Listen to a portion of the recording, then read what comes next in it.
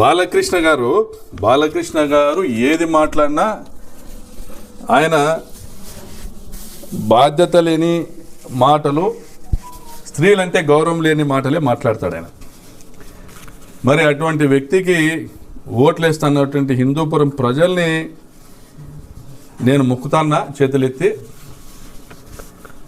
హిందూపురమా నా బొంద, నేను ఎక్కడ కావాలంటే అక్కడ పోటీ చేస్తే, ఎక్కడ కావాలంటే అక్కడ గెలుస్తానంటే ప్రజల అభిమానాన్ని కూడా మీరంతా నా బానిసలు కాబట్టి నాకు ఓట్లు వేస్తున్నారనే విధంగా మీరు భావించేటువంటి పరిస్థితి. నా బ్లడ్ వేరు, మా బ్రీడ్ వేరు, మా బ్లడ్ వేరు, మా బ్రీడ్ వేరు అంటే కేవలం మీరు మాత్రమే పైనుంచి దిగొచ్చినారా బాలకృష్ణ గారు?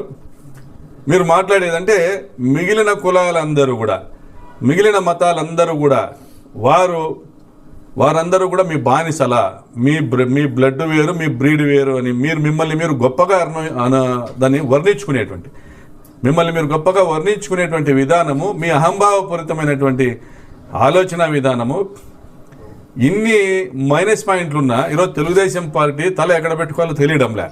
అసెంబ్లీలో ఆయన మాట్లాడిన మాటలు రాష్ట్ర వ్యాప్తంగా అది తెలుగుదేశం పార్టీకి మైనస్ అయింది. ఇన్ని మైనస్ పాయింట్లు ఉన్నా బాలకృష్ణ గారు తప్ప ఎవరు హిందూపురంలో ఎవరు క్యాండిడేట్ దొరకలేదా చంద్రబాబు నాయుడు గారికి టీడీపీ తరఫున? అమ్మాయి కనపడితే బాలకృష్ణ గారు అన్నది, అమ్మాయి కనపడితే ముద్దైనా పెట్టాలి, కడుపైనా చేయాలి. ఇది సభ్య సమాజంలో ఎవరైనా, నువ్వు కూడా ఇద్దరు ఆడపిల్లల తండ్రివే, ఎవరైనా ఈ మాట ఒప్పుకుంటారా?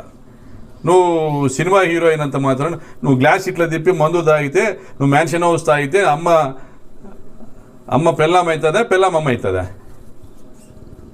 ఇది తప్పు. బాలకృష్ణ గారు మాట్లాడింది దాంట్లో ఎవడు అని చిరంజీవి గారి గురించి మాట్లాడడం. మీరు మీ చేతిలో ఎల్లో మీడియా ఉన్నది, మీ చేతిలో మీ సోషల్ మీడియా, మీ ఐటీడీపీ దుర్మార్గంగా పచ్చి నిజాల్ని అబద్ధాలుగా చిత్రీకరించినారు.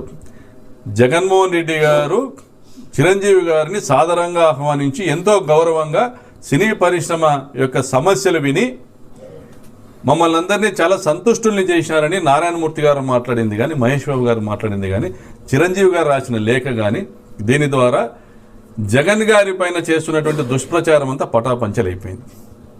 మీరు గత 4 సంవత్సరాలుగా పవన్ కళ్యాణ్ సహా వాళ్ళన్నని ఏదో అవమానించినారని, నీ తల్లిని అవమానించిన వాళ్ళ కాడ పోయి నువ్వు వాళ్ళ పంచని చేరినావు.